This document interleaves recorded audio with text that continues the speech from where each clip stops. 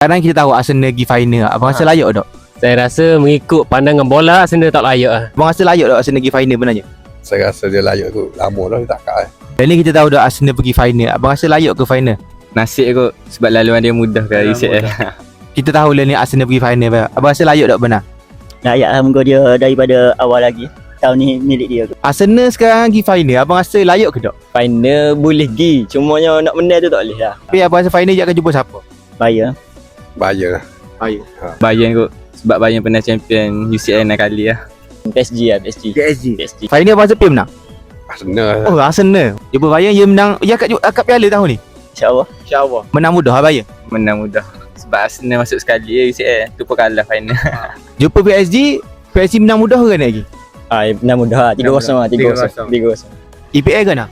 EPL tu boleh kot. Boleh. Sebab dia UCL benar dah final. EPL menang tak? EPL kemungkinan benar lah. Mungkin dia Kemungkinan benar. Tapi dah abang bukan Man City.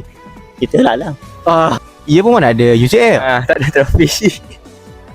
Mana dua trofi lah, EPL dengan UCL. Okey, kita tengok lagi kita tak. Mana fan-fan Arsenal? Cuba komen sikit. Agaknya UCL kali ni boleh menang ke?